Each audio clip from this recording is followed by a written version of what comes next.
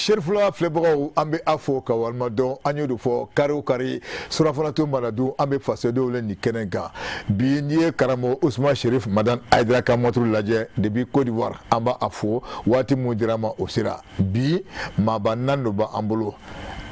Aboubacar Traoré ka yamaruya ko ni su bɛ diya k'a bɛ dɔn fitiri fɛ an bala ka fila donc maa fɔlɔ o jɔn ye wa an bɛ direct fana na n'o ye Sherifula an bɛ direct la radio an bɛ 95.7 maa fɔlɔ o jɔn ye o ye Mohamed Samake n'i ko Mohamed Samake promoteur Samake Zozani i ni ce i y'an ka wuli ka jaabi folikan jumɛn de bolo ka ɲɛsin Sherifula filɛbagaw ma. Merci à vous.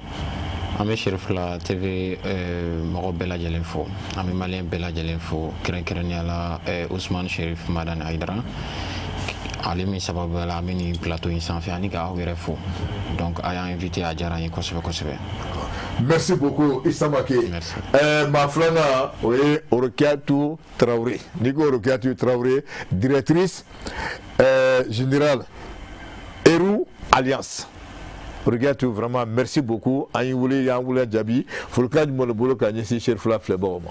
Salamu alaikum warahmatullahi ta'ala wabarakatuh. Ne bɛ Sherifula TV filɛbaga bɛɛ lajɛlen fo diɲɛ fan 14 bɛɛ lajɛlen fɛ an y'an wele bi a diyara an ye kosɛbɛ n'Ala sɔnna ma an bɛna taga ɲɛfɛ k'a fɔ an nana kun min na. D'accord merci beaucoup i dɔwɛrɛ maa sabanan o ye Madame Keita Aminata Kulibali ale ye promotrice ye Miss Agro Business. Vraiment, merci beaucoup. Folikan jumɛn de bolo ka ɲɛsin Sherifula filɛbagaw ma. Assalamu alaikum warahmatullahi ta'ala wabarakatuh. Sherifula lajɛbaga bɛɛ lajɛlen folen don. Kɛrɛnkɛrɛnnenya la Sherif Usman Madane Haidara an ka foli belebeleba b'a yɔrɔ. D'accord, ok. Et te foli wɛrɛ kɛ o b'a ka ɲi. D'accord, merci beaucoup. Filɛbaga jama bɛɛ lajɛlen. D'accord, ok, merci beaucoup. Ni ale tɛ maa dogolen an mana ale wele waati o waati il est toujours présent. Djibril Diallo, consultant minier. Djibril, vraiment merci beaucoup. Folikan jumɛn de bolo ka ɲɛsin Sherifula filɛbagaw ma. Beaucoup de mes faux qui valent une mando. Ka ibalma keni cheke nyongo en frère foko fo. Ka foli la se malien bɛɛ lajɛlen ma. Malien fɛn fɛn bɛ Sherifula lajɛ. Mali kɔnɔ Mali kɔ kan. N foli bɛ bɛɛ lajɛlen. O foli kan de bɛ fɛ ka lase. D'accord. Merci beaucoup. Aboubacar Traoré un frère laada don. Kosɛbɛ. Folikan jumɛn de bolo ka ɲɛsin Sherifula filɛbagaw bɛɛ ma. An bɛ an filɛbaga bɛɛ lajɛlen fo maa o maa sɔgɔlen bɛ Sherifula télé la nin wagati nin na k'u fo k'u waleɲuman dɔn y'a fɔ cogoya min na nin ye laada ye kari o kari ni nin wagati sera an bɛ ɲɔgɔn sɔrɔ a nɔ Sherifula télé jabaranin kan ka se ka wele bila maa hakili juru caninen dɔw ma u ka se ka na ɲɛfɔli kɛ sanga ani waati bɛɛ lajɛlen na kunnafoni min bɛ jamana kɔnɔna na maaw bɛ se ka faamuyali sɔrɔ a la bonya ani karama kɔnɔna na k'o to o sigiyɔrɔ la cogoya min na i y'a fɔ cogoya min na an bɛ direct la min ye kɛrɛnkɛrɛnnenya la télé la nin wagati nin na donc min ye YouTube fana la an bɛ direct la ka fara page Facebook ka Sherifula TV officiel donc an bɛ direct la o fana kan nin wagati nin na ni i tɛ se ka an sɔrɔ o la i da ka Sherifula application sigi a téléphone kɔnɔna na dɔrɔn donc i b'a an ta direct la o fana la nin bɛɛ kɛkun ni min b'a to jamana kɔnɔdenw olu bɛ se ka kunnafoni sɔrɔ bonya ni karama kɔnɔna na k'o to o sigiyɔrɔ la walima i bɛ don Google kɔnɔna na dɔrɔn ka Sherifula TV officiel tape i b'a an sɔrɔ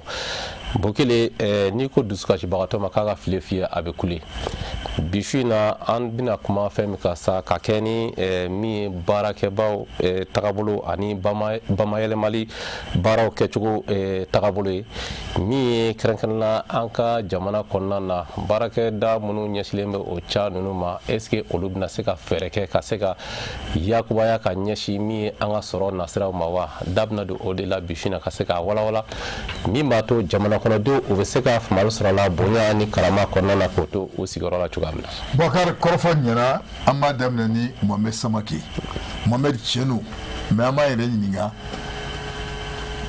Mohamed Samake ka Zozani mun don a nana cogo di. D'accord, merci bien. I ka nin ɲininkali la diyara n ye kosɛbɛ kosɛbɛ. Généralement n'i ko Samake ka Zozani mɔgɔw bɛ Zozan dɔrɔn de ye. Effectivement Zozan bɛ Samake ka Zozan kɔnɔ mais Samake ka Zozan ye société de ye société min ni filière caman b'a kɔnɔna la n'an b'a fɔ o ma bolofara caman b'a kɔnɔna la donc sama kɛ ka zonzan premièrement i bɛ zonzan sɔrɔ a la parce que zonzan de kɛra an ka point de départ ye mais zonzan modèle min ko don c'est que les gens doivent comprendre il s'agit des génétiques an bɛ génétique de kɛ c'est-à-dire des sujets minnu bɛ se ka na fara an ka farafin sujet ninnu kan an ka farafin zonzan ninnu kan k'u si bayɛlɛma parce que n'i ye jateminɛ kɛ i b'a ye k'a fɔ an ka farafin zonzan ninnu pour que u ka se ka kilo dahaya dɔ sɔrɔ avant il fallait 8 mois ou 7 mois pour que u ka se ka 1 kilo 1 kilo et demi sɔrɔ avec notre expérience en ka filière kɔnɔna la i bɛ sujets sɔrɔ yen nɔ minnu avec le métissage il bɛ se ka 1 kilo et demi sɔrɔ au bout de 2 mois mais en dehors de ça an bɛ production fɛnɛ kɛ production d'aliments de bétail et volaille donc an b'olu kɛ an bɛ formation kɛ an bɛ prestation kɛ et puis voilà en même temps an bɛ confection de matériel d'élevage fɛnɛ kɛ donc c'est ça n'i ye Samake ka zonzan ye dɔrɔn i bɛ nin bɛɛ de y'a kɔnɔna la. D'accord. Voilà. Donc kɔfɛ an bɛ ɲininka ka don détail kɔnɔ an bɛ bɔ ale la an bɛna Rokia o ɲininkali kelen o directrice Eri Alliance i tɛ ɲɛfɔli k'an ye mun na directrice Eri Alliance mun yɛrɛ don. An b'a fɔ ko Heru Alliance. Heru Alliance. Voilà. Voilà, ok. D'accord. Donc ne ye kɛnyɛrɛ ye baarakɛla ye n y'a fɔ cogo min na n ye Heru Alliance ɲɛmɔgɔ ye Heru Alliance n y'a faamuya i tɛna dɔn an ka baara ye min ye a kɔnɔna la mais an ye nin tɔgɔ in bɔ Egypte de Heru yɛrɛ o kɔrɔ ko Ala donc Alliance o ye ka se ka Ala ka baara taa ɲɛ dugukolo kan yan nɔ anw ye Heru Alliance sigi Mali la yan nɔ ni lahalaya saba de a fɔlɔ o ye ja de an y'a jateminɛ ko ja bɛ ka na Mali la yan kosɛbɛ fɔlɔ la yɔrɔ minnu yiriw tun bɛ yɔrɔ minnu na yɔrɔ minnu bɛɛ tun ye vɛri ye nka bi bi in na i b'a sɔrɔ yiri tɛ yen bilen yiriw bɛɛ tigɛra ka don an ka lɔgɔw kɔrɔ k'a kɛ k'a feere donc anw ka ŋaniya ye min ye o ye ka se ka ja de kɛlɛ o ye fɔlɔ ye filanan o ye fɛnɛ k'a ye an ka togodala musow sɛgɛnnen don kosɛbɛ togoda la ni samiya banna dɔrɔn a bɛ fɔ ko ja wagati donc o wagati la warisɔrɔ sira ka dɔgɔ donc an ka lahala ye ka se ka na ni warisɔrɔ sira ye musow bɛ se ka min kɛ cɛw bɛ se ka min kɛ funankɛw bɛ se ka min kɛ ka se ka wari ladon u kunna sabanan o ye baloko dɛsɛ surtout balo nafama parce que i bɛ se ka dumuni kɛ nka i bɛ dumuni min kɛ a b'i tila k'i kɛlɛ kɔfɛ donc balo nafama ka se k'o lana cogoya min na o lahalaya saba la sisan Heru Alliance créera ka se ka a bɛ fɔ min ma ko chaîne de valeur k'o don yiriw la donc ka se ka yiriw turu yiri nafama minnu bɛ se ka bayɛlɛma ka kɛ duntaw ye ka kɛ muntaw ye ka kɛ fɛn caman ye min bɛ se ka don an ka don o don duntaw la donc an y'a daminɛ ni moringa de an donna ni moringa bayɛlɛmali de an bɛ taa togodaw la ka baara kɛ ni sɛnɛkɛlaw ye k'u dɛmɛ u ka se ka moringa turu u ka yɔrɔw la n'u ye moringa turu sisan an b'a bulu a kisɛ ani a feere an b'o de san u bolo san kalo 12 o ye warisɔrɔ sirada ye olu bolo nka au même temps o ye fɛnw ye anw bolo an bɛ fɛn minnu bayɛlɛma an b'a kɛ tew ye k'a kɛ mugu ye k'a kɛ safunɛ ye k'a kɛ tulu ye k'a kɛ di ye an b'a kɛ produit caman ye an min cari Mali kɔnɔ ani Mali kɔ kan. D'accord an bɛna segin ma donc an bɛ taa madame Keyita Aminata Kulibali fan fɛ Aminata o ɲininkali kelen e ka entreprise tɛ ɲɛfɔli k'an ye. O diyara n ye Nimsa Agro Business ye bayɛlɛmali cakɛda ye min kɔnɔna la n'an ye an ka jateminɛw bɔra kan i n'a fɔ Mali kɔnɔ an ka suman ka ca wagati de ye dɔw ye i n'a fɔ mangoro donc an y'a jateminɛ sani mangoro période kelen de b'a la par exemple nin période in na n'i ye mangoro ye sani kalo dama dama cɛ i bɛ taga sɔrɔ mangoro a tɛ yen bilen donc an ko pourquoi pas sani période min na nin fɛn ninnu bɛ ye an k'a ta k'a laja n'a lajara an ka se k'a ta tuguni k'a kɛ confiture ye ou bien k'a kɛ jus de fruits ye o kɔfɛ an bɛ céréales fana kɛ o ye fini ye an bɛ fini bayɛlɛma cogo fila la an b'a kɛ jukaw ye an b'a kɛ fonio pérékiw ye pour que mɔgɔw ka se k'a ta dɔrɔn yɔrɔnin kelen bɛ jikalan k'a kan ka se ka a baara ko nɔgɔya mɔgɔw bolo an bɛ foronto kɛ n'o ye épices ye an bɛ épices caman kɛ an bɛ marinade kɛ an bɛ foronto sauce piment kɛ huile de piment an b'olu kɛ a bɛ an ka produit fɛnɛ a lasagonen don lasagoni ko ɲuman na ani saniya kɔnɔna na a labaaralen don fɛnɛ i bɛ se k'a lasɔrɔ a bɛ se ka san k'i bolo k'a sɔrɔ a ma tiɲɛ san k'i bolo k'a sɔrɔ a caman ma tiɲɛ pour que ka jamana fɛngɛw bayɛlɛmali fɛnw la valoriser cogo min na an ka cakɛda sigilen don o de kama produit locaux valoriseli kama. Ok. Donc on bɛna sigi ma Djibril an bɛ ɲininkali kelen ye voilà puisqu'on on voit consultant minier ba dɔn a ka baara nin a bani kuma ka fanga bali ka sa kɔnɔ i tɛ ɲɛfɔ an ye quoi. D'accord, merci beaucoup ni ɲininkali la ni ko industrie sugu ka ca bon maintenant n'i ye industrie yɛrɛ lajɛ industrie sigilen bɛ sɔrɔ de ka économie sigilen don bɔlɔlɔ 3 kan n'an b'a fɔ o ma les 3 piliers de l'économie secteur primaire ça c'est les ressources naturelles agro-silvo-pastoral min ye sɛnɛkɛfɛnw ye min ye bagan mara ye o bɛ don o kɔnɔ les ressources minérales min ye sanu ni lithium ni fɛnw hali pétrole ni gaz o bɛɛ bɛ don o la o ye a bɛ fɔ o ma économie primaire. Économie secondaire, ça c'est les usines, les industries. Donc économie secondaire. Économie tertiaire, ça c'est l'administration, les services, les banques, ainsi de suite. Bon, maintenant, les industries. Les mines, on les appelle les industries extractives. Souvent sous forme de matières premières. O de bɛ usine ba caman ka matière première bɛ bɔ minnu de b'a d'u ma donc i bɛ taa sɔrɔ usine dɔ fana bɛ olu ka matière première ye agriculture produit ye kɔɔri b'o kɔnɔna la parce que n'i ye usine dɔw ta minnu bɛ fini dilan u ka matière première ye kɔɔri ye n'i ye usine dɔw fana ta u ka matière première ye lithium ye dɔw ka matière première ye sanu ye dɔw ka matière première ye uranium ye donc maintenant les mines les carrières olu ka baara ɲɛsinnen bɛ ni fɛn de ma l'industrie extractive. Bon, maintenant ni industrie ça volet saba b'a kɔnɔ volet production volet transformation et volet commercialisation.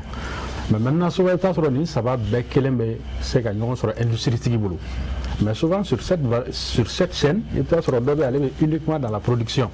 Nous avons ça, madame, quand fournir ça, il peut être Sénégal de base, donc Sénégal de production qui allait être sans Sénégal, allait va transformer. Il peut être aller faire du supermarché ou on va commercialiser. Donc, en bref, ça c'est une explication juste technique. Donc l'industrie c'est sur cette chaîne-là, production, transformation, commercialisation.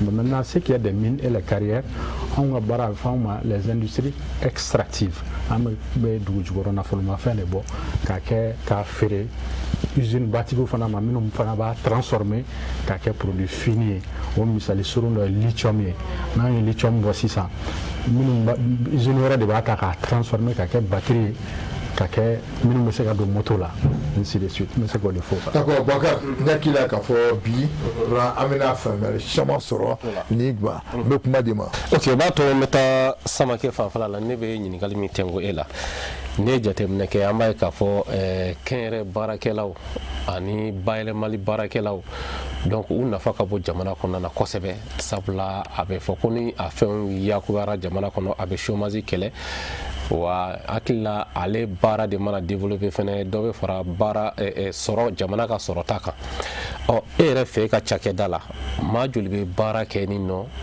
directement ani u b'a fɔ min ma fɛnɛ indirectement minnu gulonnen don a la fɛnɛ ni u dayirimɛ fɛnɛ bɛ sɔrɔ a la i bɛ se ka ɲɛfɔli k'an ye o sira kan.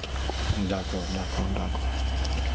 Maintenant n'i ye Samakɛ ka Zozan ta k'a lajɛ i b'a fɔ n y'a fɔ cogo min na c'est une chaîne depuis dans la production au niveau de la transformation jusqu'au niveau de distribution mɔgɔ de bɛ ninnu bɛɛ la. Vous voyez? Donc aujourd'hui Samakɛ ka Zozan emploie directement 10 personnes directement.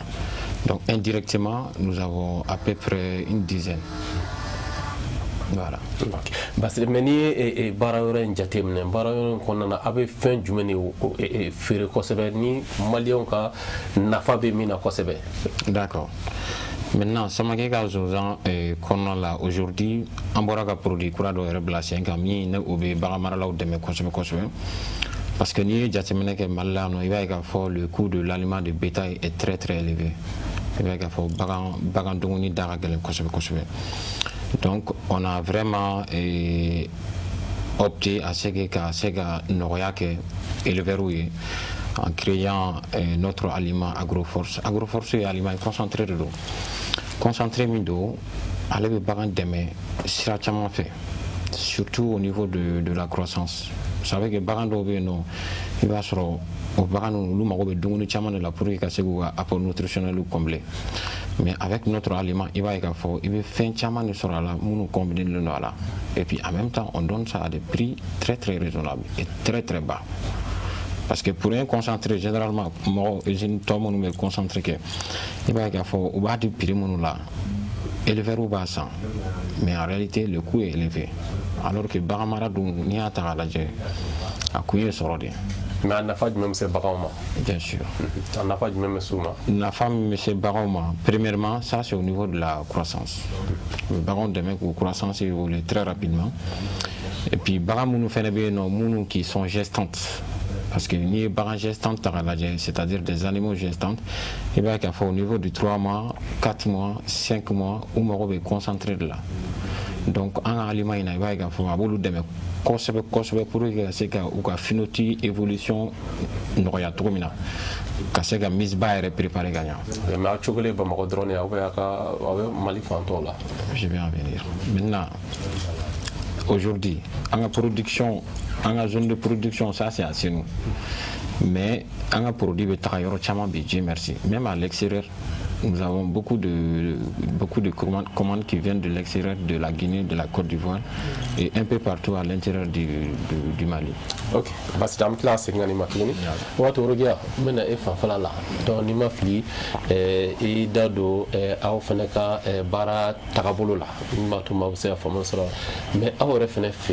que majoli be baara kɛ yen nɔ ani majoli fɛnɛ dayirimɛ gulonnen don a siraw la baara nafa sɔrɔ siraw la min tɛ alaw fɛ directement. An ka entreprise la an ni mɔgɔ 8 de bɛ baara kɛ directement ɲɔgɔn fɛ n'o bɔra la sisan ni production bɛ kɛ sisan an ye muso 8 de fɛnɛ compter min tɛ o mɔgɔ 8 na o muso 8 ni production bɛ kɛ olu bɛ na o bɛ na emballage kɛ o ye ka produit ta ka don boîte kɔnɔna la k'a dilan ka se k'a bila n'o bɔra la fɛnɛ parce que anw bɛ chaîne de valeur de kan moringa turuli la fan fɛ an ka muso 31 an bɛ baara kɛ ni olu de olu de bɛ an ka pépinière kɛ et puis ni moringa turu bɛ ka taa yɔrɔ min na an n'olu bɛ baara kɛ olu bɛ taga n'a ye nɔ n'o fɛnɛ bɔra la ani producteur ba fila n'o ye 2000 producteurs an n'olu bɛ baara kɛ Bankumana yan fan fɛ Manden kɔnɔna la Sanankɔrɔba Yanfoli la Kasaro ani Kulikoro an bɛ yen village ninnu na an bɛ village min couvert a bɛ se ka village 25 bɔ donc an n'olu bɛ baara kɛ Moringa in na donc ani ninnu bɛɛ la an bɛ se ka fɔ ninnu bɛɛ lajɛlen dayirimɛ sirilen don a la barisa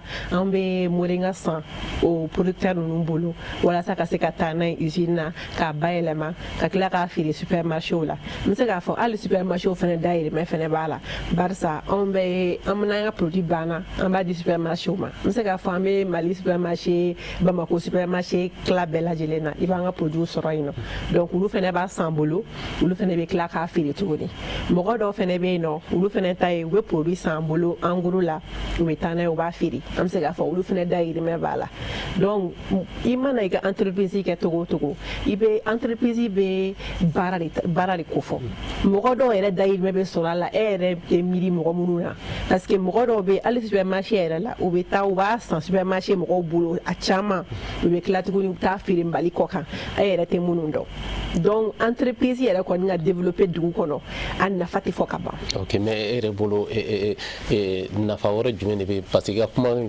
fanba bɛ Moringa in kan Moringa yɛrɛ nafa ye fɛn jumɛn ye jamana kɔnɔdenw ma.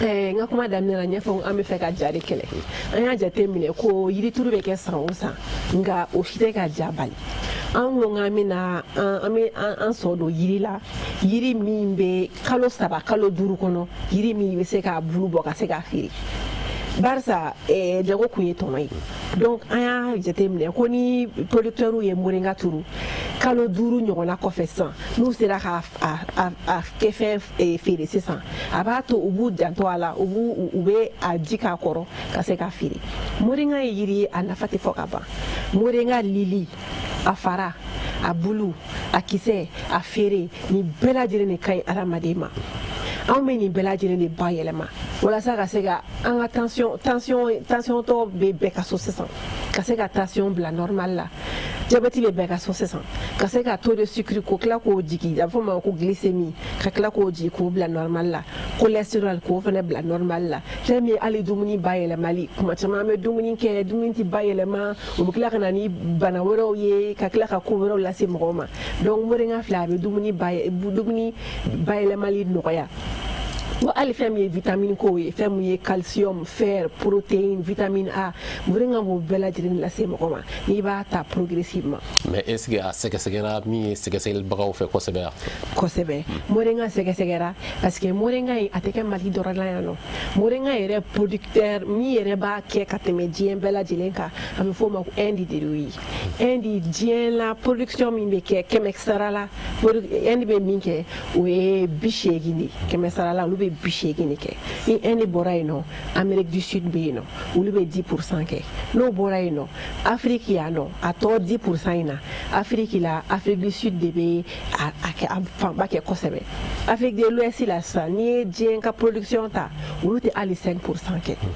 donc moringa dɔnnen tɛ kosɛbɛ Afrique de l'Ouest in kɔnɔna la nka n'i bɔra ka taga moringa in dɔnnen don étude caman de kɛlen don moringa in la a bulu bɛ min ɲɛ mɔgɔ ye kisɛ bɛ min ɲɛ mɔgɔ ye feere bɛ min ɲɛ mɔgɔ ye a lili bɛ min ɲɛ mɔgɔ ye o bɛɛ lajɛlen bɛ yen nɔ wa a bɛ bayɛlɛma kɛ fɛn minnu ye étude caman de kɛlen bɛ yen nɔ an y'an basé o étude ninnu de kan k'an ka baara daminɛ. ok basi an bɛ tila ka segin fɛnɛ ma Aminata o b'a to n bɛna e fɛnɛ fanfɛla la e fɛnɛ ka cakɛda la parce que n y'a fɔ n ko cakɛdaw nafa ka bon jamana kɔnɔ a bɛ chômage kɛlɛ a bɛ baara di maa caman ma o bɛ kɛ sababu ye jamana yɛrɛ bɛ développer e fɛnɛ ka yɔrɔ la maa joli bɛ baara kɛ e fɛ yen nɔ ani maa joli fɛnɛ dayirimɛ gulonnen don a baara in nasira la min tɛ hali baara kɛ e fɛ yen nɔ. o diyara n ye ne ka yɔrɔ la mɔgɔ min bɛ baara kɛ ne bolo directement ye 6 personnes mɔgɔ 6 donc indirectement o ka ca ni o ka ca n bɛ se k'o yɔrɔ expliquer tuma dɔw la an bɛ baara kɛ ni commande de ye wagati dɔw la commande bɛ caya wagati dɔw la commande bɛrɛ tɛ kɛ yen wagati dɔw la yɛrɛ commande tɛ kɛ yen wagati minnu na ni commande ka ca an bɛ se ka mɔgɔ ta mɔgɔ 30 ka yɛlɛ tuma dɔw la o b'a sɔrɔ par exemple wurimugu an ka wurimugu o commande an b'o sɔrɔ tonne caman ni o wagati nana mɔgɔ min dayirimɛ sirilen bɛ k'an na a ka ca mɔgɔ 100 ye tuma dɔw la donc allez-y donc an ka produit kɛ fɛnɛ an b'a di supermarché la an b'a bila boutique suraka boutique ninnu na parce que an bɛ produit précuit de kɛ walasa jamana kɔnɔ musow ka se ka lafiya i n'a fɔ jumɛn ni jumɛn i n'a fɔ fini b'o la wurimugu b'o la épices b'o la fruits ninnu nakɔ kɔnɔ fruits ninnu b'o la foronto b'o la a sɔsima a jima a n'a muguma ani épices marinade ani layimugu fɛn caman b'a la an bɛ fɛn minnu bayɛlɛma. ok Aminata n'i ye jateminɛ kɛ nin fɛn fɛn fɔra nin bɛɛ ye dunta de est ce que sɛgɛsɛgɛliw kɛlen don a kow la min b'a yira k'a fɔ ni i ɲɛsira a fɛn ma a tɛ maa kɛlɛ. sɛgɛsɛgɛliw kɛlen don a la parce que par exemple an ka wurimugu an b'a ale marché sɔrɔ mɔgɔ wɛrɛw sababuya la client minnu sababuya la olu y'a fɔ an ye échantillon de kɛ ka d'olu ma fɔlɔ o y'a testé laboratoire la après test kɔfɛ u ye autorisation de vente ɲini a la ANSA la pour que an ka se ka wurimugu production kɛ ka d'u ma donc olu yɛrɛ de y'an ka fɛngɛw ye wurimugu la kosɛbɛ wurimugu kɔfɛ fini bɛɛ bɛ fini dɔn ale baara i bɛ taa mun ta a baara kan cɛncɛn b'a la nɔgɔ caman bɛ bɔ a la donc an b'a a bayɛlɛma bayɛlɛmaliko ɲuman na walasa a kana se ka kɔlɔlɔ se mɔgɔw ma i ka se ka sanuman sɔrɔ nɔgɔya la k'a tobi teliya fɛnɛ la k'a consommer. Ok, basi tɛ n bɛ tila ka segin e fɛnɛ ma tuguni Jalo aw ka secteur ne jateminɛ kɛ o kɔnɔ o dɔnnen don o baarakɛ bolo fɛnɛ tagabolo dɔnnen don ni o ye sanubɔ ni ye minnu fɔ ani lithium mais n'i ye o fɛnɛ ta k'a lajɛ e yɛrɛ fɛnɛ bolo i hakili juru cannen don kosɛbɛ baara bolo ka se ka fɛnw bayɛlɛma donc e yɛrɛ bolo nafa jumɛn de b'a la jamana kɔnɔna na a bɛ nafa jumɛn de se jamana sɔrɔ ma ani jamana kɔnɔdenw yɛrɛ ma. Merci beaucoup, Enfré. Question qui est kosɛbɛ. Je pense que kuma daminɛ na n ye secteur saba fɔ. I da don bɛɛ la ka se primaire, secteur, secondaire, tertiaire. Bon, maintenant, on a un problème bas car on sait qu'à créer le pont entre le secteur primaire et le secteur secondaire. On devait donner une question. Comment transformer nos matières premières sur place? Bon, nous n'avons pas mis pour ça, c'est des petites et moyennes entreprises. Nous nous encourager à nous évoluer en grande entreprise de nous là. Et bien, entreprise fait ou bien dans les temps 6 personnes, 10 personnes avec bouillant, voilà, donner. Donc, ça dépend de l'accompagnement de l'État. L'État, quand c'est pour demain, il faut que partenaire, nous, partenaire pour que l'entreprise voilà, industrialiser les fins, ça a toujours commencé comme ça. Il faut que on récasse la valeur de la production parce que comme il y a fait tout la production, transformation, commercialisation, les distributions beaucoup là. Mais souvent sur un chaîne souvent on fait la commercialisation mais on fait pas la transformation. Souvent on fait la transformation mais on n'a pas la matière première. Aka gele kan saba ya entreprise kelena. Maintenant nous ka dam na to na fa madame ya photo comme ni matière première be en fait en reka Sénégal au Sénégal allez faire comme il faut matière première be mais il suffit seulement de pouvoir transformer sur place il va y avoir distribution créée c'est ce qui amène on appelle ça plus-value la valeur ajoutée donc maintenant mais c'est qu'il y a des questions comme là toujours il y a les mines qu'on est fin qu'on a là il y a mes fins chement bon mais entaché antana brutidé et en un moment je crois que Thomas Sankara disait produisons ce que nous consommons ce que nous produisons ça veut dire quoi en même produit on a cette valeur là si vous prenez le cas par exemple même le riz l'importation en bas chement importé nous-mêmes on est incapable de nous prendre en charge sur le plan alimentaire. Bon, maintenant, on en a pour essayer d'aider les transformateurs, les usines de transformation sur place. On a des chaînes de valeur créées au Kosovo. Ça crée de l'emploi et ça donne de la valeur à la production. Donc, c'est pour le fond. Qu'il faut amener fonds fait là. Tant qu'on n'arrive pas à transformer nos matières premières sur place, on sera toujours victime des pays qui nous amènent leurs produits. Donnez-moi de côté, ça va économique. Il dit que plus il y a un produit fini, tu as importé, plus tu es en train d'importer le chômage chez toi. Plus tu es en train d'exporter le produit fini de chez toi dans un pays étranger, plus tu es en train d'exporter le chômage. Donc ça veut dire quoi? Ça veut dire que en me fond, voilà, il faudrait que on a produit matière première ou transformée, que ce soit agroalimentaire, que ce soit les mines, que ce soit d'autres secteurs, on a qu'à transformer en refaire à nos balas, à la consommation et après on a qu'à faire kenema. C'est comme ça que nous pouvons lutter efficacement contre le chômage. C'est ce que je peux dire par rapport à ça. D'accord.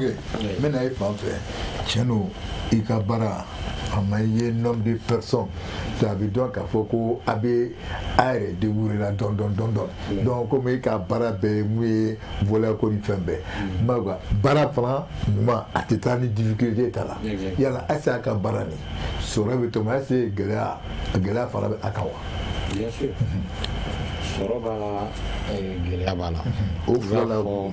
D'abord, maintenant, M. Diallo Boraka commande au niveau des matières premières. Ouais. Bon, au niveau des matières premières, on n'a pas beaucoup de difficultés puisque en matière première, nous avons sur place. Et surtout cette année, il va y avoir un avec la politique d'État. mi an ka kabaw ni an ka matière première dɔw bɛ olu kana na se ka bɔ kɔfɛ cogo min na. Mais il y a comment de faire ça avec la politique de l'État. Voilà, parce que État y'a permis surtout an ka kaba ninnu u kana na se ka bɔ cogo min na. Donc il b'a ye auparavant mɔgɔ caman kun bɛ kabaw san des tonnes et des tonnes u b'a exporter kɔfɛla la. Mais maintenant olu ka ninnu jɔra. Donc ce qui nous permet d'avoir des matières premières à des prix raisonnables. Donc au niveau de la transformation, on permettait que ces produits nous transformer car des clients nɔgɔya la. Ça c'est le côté, je dirais, positif. Mais au niveau de la difficulté, gɛlɛyaw caman b'a la, effectivement baaraw baara gɛlɛyaw b'a la. Donc gɛlɛya minnu b'a la, premièrement n'i ko industrie i ko courant. Donc courant ko la bɛɛ bɔra k'a ye bon gɛlɛya minnu bɛ courant ko la maliyɛn bɛɛ b'a dɔn. Le coût est élevé et puis en même temps même si le coût est élevé a tun tɛ ka sɔrɔ. Vous voyez, donc o ye gɛlɛya dɔ ye. Gɛlɛya filanan ye min ye o ye le manque de financement. Parce que le manque de financement ne te donne français ka bamanankan b'a fɔ cogo di. O ye bon bamanankan na comment on appelle le manque de financement. Manakun. Jagokun. Même pas Jagokun, mais ka se ka dɛmɛ sɔrɔ sira fɛ. Wari bonda la. Même si aujourd'hui vous avez besoin d'un certain nombre de chiffres au niveau de la banque, il bɛ gɛlɛyaw sɔrɔ a la. Même si ni garantie b'i bolo, i bɛ gɛlɛyaw caman sɔrɔ a la. Donc gɛlɛya tɛ don détail kɔnɔ, gɛlɛya cogo di ka ko tu as besoin maintenant ka fi bɛn i b'o gɛlɛya. Oui, parce que secteur dɔw bɛ yen banque t'olu accompagner quoi. Surtout au niveau de l'élevage. Voilà. Parce que élevage la banque b'a fɔ ko a tɛ juru don éleveur la. Surtout n'i ko k'i bɛ sɛ de kɛ, ou bien n'i ko k'i bɛ bovin de kɛ, walima n'i ko i bɛ caprin de kɛ. On va faut éleveur accompagner parce que risque b'a la. Alors que dans la vie tout est risqué. Même banque est risqué. Ne bɛ n ka wari ta n bɛ taa bila banque la risque de don. Donc o ye gɛlɛya dɔ ye, financement tɛ sɔrɔ la. Donc o ye gɛlɛya belebeleba ye. A filanan o ye au niveau des équipements matériels machine ninnu.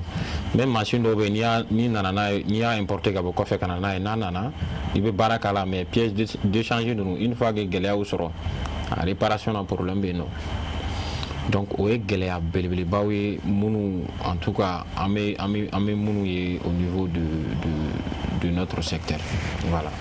Donc voilà, il y a donc ay gɛlɛyaba min bɛ yen a yɔrɔ dɔ fɔ faamaw tulo b'a la garantie la. Bɛnba bɛ k'o kan insisté o kan ko pourquoi olu b'a fɔ ko garantie tɛ aw la o tɛ se ka les éleveurs pourquoi ne ma se k'o fɔ. Voilà, parce que olu ka idéologie ye min ye. ou bien bɛ papier mun di garantie ɲɛnama tɛ. Non garantie b'u la mais problème ye min ye olu yɛrɛ bolo n'i ko élevage dɔrɔn i ko risque élevé de quoi.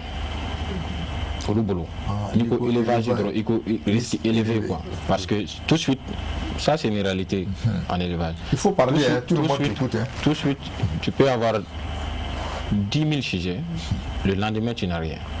Tu peux avoir 10 000 sujets aujourd'hui, le lendemain tu n'as rien. Voilà, je prends un exemple sur l'élevage de volailles. Aujourd'hui vous avez un poulailler rempli de poules et le lendemain virus d'Ovena dans pas c'est parti avec tout. Aujourd'hui le virus est invisible.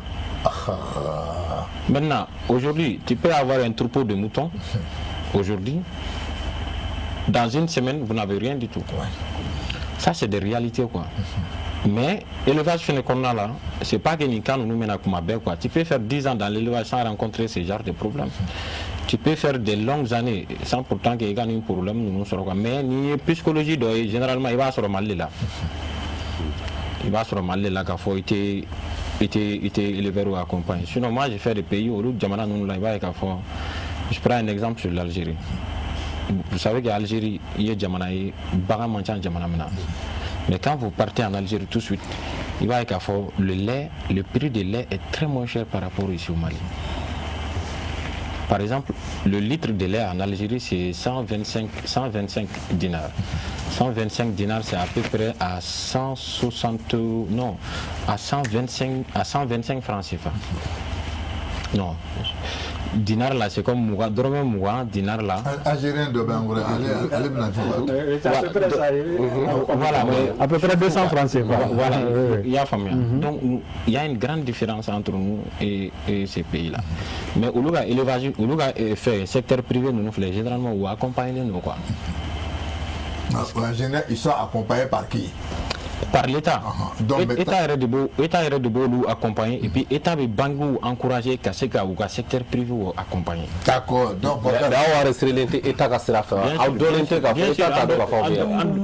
enregistrer le nom, en donner nous. Mais au niveau de la banque là, c'est une autre réalité. Bon, d'accord. Dans la zona, au niveau de la banque, c'est que tout va se déclencher. Inch'Allah.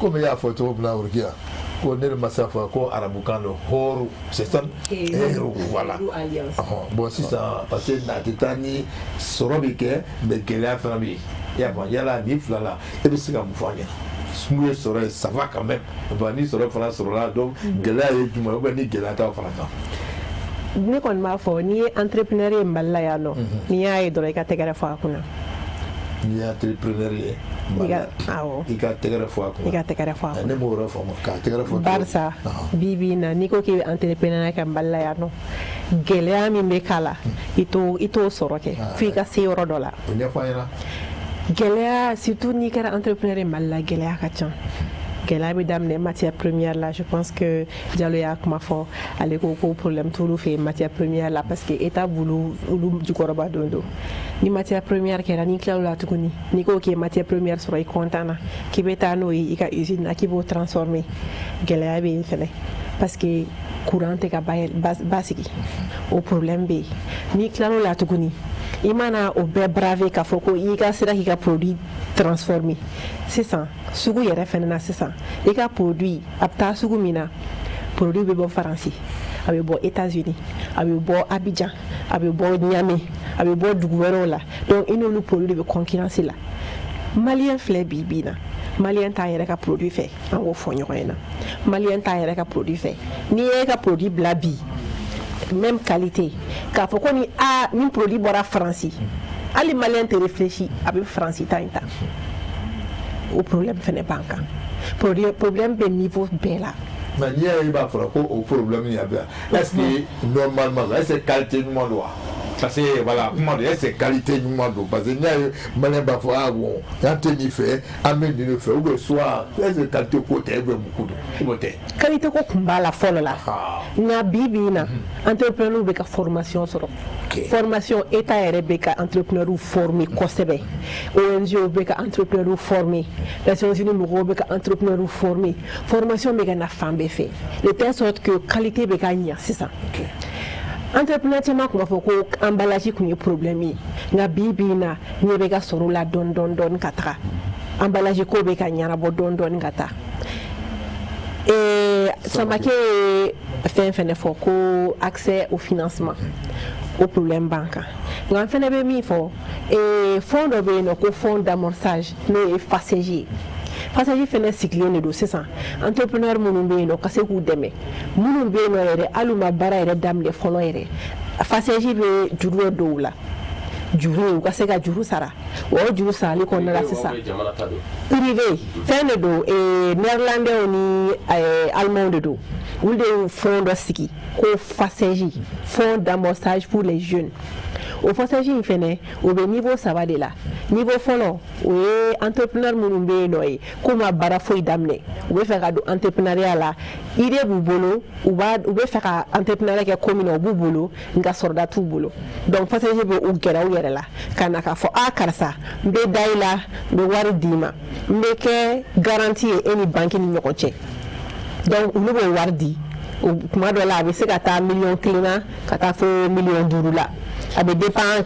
gasi kɛcogo la donc u b'o di jeunes ma u ka se ka baara kɛ u b'o sara san 2 kɔnɔ ni jeune sera k'o wari sara san 2 kɔnɔ wari min dira a ma k'a k'o kɛ juru ye o wari bɛ tila ka segin ka d'a ma fu ka se k'o don a ka entreprise kɔnɔ o ye fɔlɔ ye filanan entreprise minnu bɛ yen nɔ mun bɛ baara la i b'a fɔ ko Sama Keita i b'a fɔ ko Madame Keita ta i b'a fɔ ko ne yɛrɛ ta an bɛ baara la ka kɔrɔ donc an mago bɛ wari la ka se ka an ka fɛn ba développer donc u bɛ wari di an ma fɛnɛ an ka se ka an ka entreprise fɛnɛ lataa yɔrɔ dɔ la donc o fɛnɛ ye san 2 ye donc ça c'est o ye san 2 min ni jɔyɔrɔ la o kɔni ye sababu dɔ ye monsieur Samake donc tu prends note aussi i y'a faamu sanni an ka taa e fan fɛ o ye sabanan fɛnɛ o ye minnu bɛ entrepreneuriat vert kɔnɔna la n'o ye yirituru ye n'o ye ka an ka ɲamanw bayɛlɛma min ye ka environnement préserver olu fɛnɛ wari kɛrɛnkɛrɛnnen bɛ olu fɛnɛ ye donc o juru bɛ yen nɔ ye walasa ka se k'o fɛn kɛ donc u bɛ se ka se FASEJ mɔgɔw ma u bɛ ACI kɔnɔna la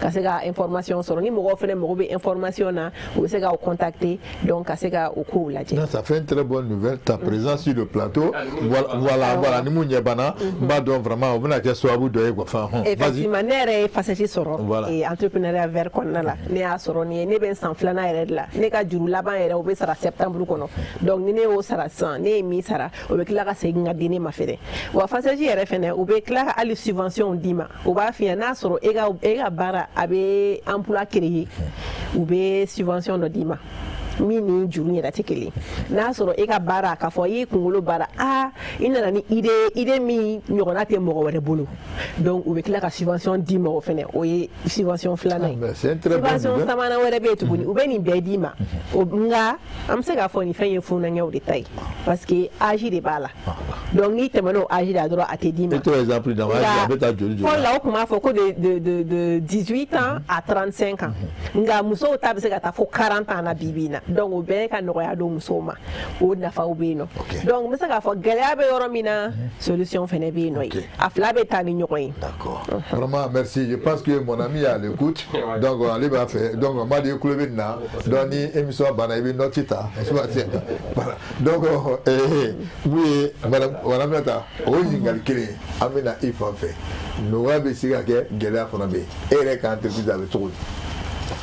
Pour le moment gɛlɛyaw b'an kan i n'a fɔ Samake y'a fɔ cogo min na kuranko gɛlɛya bɛ yen o ye fan bɛɛ ye matière première fɛnɛ sɔrɔli ma nɔgɔn parce que matière première nin o mun yɛrɛ don dɛ a ye ne bila sa matière première a b'a fɔ français kan na ko matière première voilà e ka fɛn ninnu matière première sɔrɔ gɛlɛyaba k'a sɔrɔ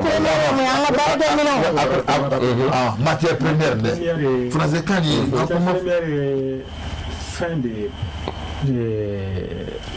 pour que ka fɛn dɔ par exemple tulu n bɛ misali ta tulu la pour que ka tulu sɔrɔ i ka tiga ni fɛn i ka tiga de si ka tulu bɔ a la walima kɔɔri ka kɔɔri si ka tulu bɔ a la donc e ka matière première ye tiga de ka di pour que i ka se ka tulu sɔrɔ donc o de ko dans ma français kan ko matière première c'est la matière nécessaire pour la fabrication du produit fini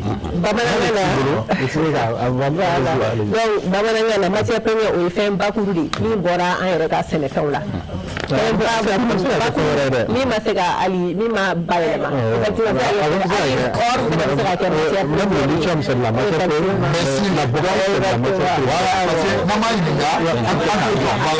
voilà d'accord n'a ma ɲininka an t'o dɔn parce que an sigilen bɛ a tile matière première matière première i mago bɛ minan min na k'i ka baara bayɛlɛmali kɛ n'a ye ok donc kuma b'i bolo sisan donc o sɔrɔli ma nɔgɔ an bolo k'a sababu kɛ jamana situation actuelle ye situation actuelle c'est-à-dire par exemple siraw tiɲɛnen don n'i ko ko minan ka na ka bɔ Sikaso sisan ou bien Kulikoro ou bien Segu sani minan ka s'i ma sira ka gɛlɛn contrôle ni fɛnw bɛ yen sira tiɲɛnen don donc minan bɛ s'i ma tuma min na o b'a sɔrɔ minan sɔngɔ yɛlɛlen don donc e bɛ minan sɔrɔ gɛlɛya la ni e y'i ka baara kɛ bayɛlɛmali yɛrɛ kɔnɔna la e mana bayɛlɛmali kɛ i bɛ perte de kɛ i bɛ perte kɛ yɔrɔ min na parce que n'i ko k'i b'i ka fɛnw ko suman kotɔ la cɛncɛnw bɛ bɔ a la fɛn nɔgɔ caman bɛ bɔ a la buw bɛ bɔ a la donc o bayɛlɛmalen kɔfɛ k'a ko koli kɔfɛ i bɛna bayɛlɛmali yɛrɛ kɛ i bɛ se k'a bila vapeur la par exemple fini i b'o bila o bɛ fin n'a finna i b'a don séchoir la a bɛ ja n'a jara tu fais des pertes encore donc o perte in fɛnɛ kɔfɛ i bɛna emballage ko la madame y'a fɔ cogo min na Rokiatu i bɛ emballage fɛnɛ san i b'a san gɛlɛya la parce que mina don togo fɛnɛ ka bɔ emballage min bɛɛ bɛ bɔ kɔfɛ de a da ka gɛlɛ des fois e ka emballage yɛrɛ prix bɛ gɛlɛya ni e ka bayɛlɛmali fɛn yɛrɛ prix ye donc o ye gɛlɛyaba y'an kan jamana in bayɛlɛmali ko la o kɔfɛ courant ko b'o la a ka ca ni ma kuma a ka ca donc ni ye gɛlɛya b'an kan financement ko la ani baarakɛminɛn ɲɛnama sɔrɔli ko fɛnɛ la parce que baarakɛminɛn dɔw bɛ yen nɔ pour que i ka produit ka se ka valeur sugu dɔw sɔrɔ fo baarakɛminɛnw ka k'i bolo donc ni ne hakili la ni jamana sera k'anw dɛmɛ anw ka se ka minɛnw sɔrɔ des fois a bɛ se ka kɛ an mago bɛ wari la mais kuma bɛɛ an mago tɛ se ka kɛ wari la an mago bɛ se ka kɛ bayɛlɛmali minɛnw na k'an ka bayɛlɛmaliw kɛ n'a ye pour que ka se ka produit de qualité bɔ ka d'an ka clients ma o de y'an ka laɲini ye k'o d'u ma donc n'i ye produit de qualité di ka client ma diyagoya n'a y'a dɔn ne ye nin fɛn san karisa bolo a ka ɲi a emballage ka ɲi produit yɛrɛ kɔnɔna nɔgɔ t'a la a sɛgɛsɛgɛlen don ka ɲa client bɛ na n'a yɛrɛ o mɔgɔw b'i kofɔ ɲɔgɔn ye ten par fini e yɛrɛ bɛ n'a ye e ye kodin dɔ de daminɛ mais a bɛ tɛmɛ e yɛrɛ dɔnyɔrɔ kan ni jamana sera k'an dɛmɛ vraiment femme entrepreneur an bɛ tɛmɛ yɔrɔ la mɔgɔ jamana yɛrɛ sigilen tɛ ni mun ye. ok donc Rukia kuma dɔ fɔ ko malo relation voilà il faut proposer mara ni émission bana le temps bɛna ɲɔgɔn contacter même chose bon monsieur Djibril o ɲininkali kelen hein bon c'est que toi tu es un grand connaisseur bon c'est ka ɲininkali kɛ Gora i b'a dɔn i b'a difficulté sama dɔn concernant les mines e bɛ se ka mun fɔ. D'accord, mais c'est comme il faut là, toujours mais c'est pour que matière première, il y a question qui est toujours parce que ça, il y a une femme ou une femme. Et en bas, des banques ont un avantage baoye, avant tout, la gel qu'elle a ouvert, famille, chaman sur le débat qu'on fait. C'est comme l'imba ouvert ce là, ce là produit fini, mais il y a matière première et michidi.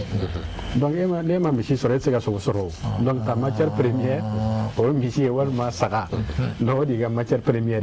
Donc elle m'a ouvert là pour faire, qu'à ce là, pour sous-produit ou la femme même valoriser. Par exemple, le fer.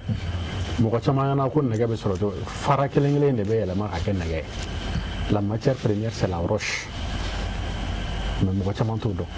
Bauxite, aluminium, aluminium fougan, avec beau faradela. La matière première, avec beau faradela. La matière première, on le fait en franfina. Ou bêta transformé. On peut faire produit finissant. Le lithium, exemple, le lithium, on a moto électrique, avec glani, batterie, avec glani lithium, on est référent. Donc c'est comme nera branaka ou carne, on a. Et ta pomme de terre frite, c'est que de la frite ça. Ou donc matière première est pomme de terre, mais le produit fini est fritier. Donc maintenant, quand c'est une comment on a là. C'est-à-dire transformation de nos matières premières anti-segaka mala.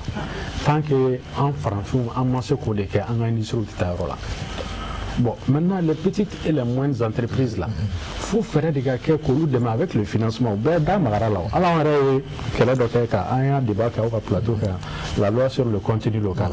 On a une entreprise locale, il faut valoriser. Même la loi sur le contenu local, dans les grandes mines, en la restauration d'entreprises locales. Il va y avoir des sanitaires qui sont faits. Il y a des sanitaires qui sont faits. Il y a des sanitaires qui sont faits. Donc, chaîne d'achat, de distribution, problème. Parce que l'industrie, problème est, la production, distribution, souvent, ça pose problème. Bon, c'est pour que les pays, en fait.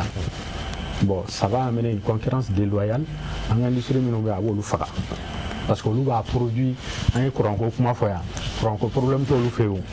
Donc, on s'est produit à un prix très bas. Et puis, on va l'emballage. Maintenant, voilà, en qualité naturelle. Maintenant, on a sa concurrence nos produits locaux. Et moi, les chiens, nous avons importé qu'on a découragé chez Marala. Parce que chez nous, nous avons importé qu'on a qualité sur le monde.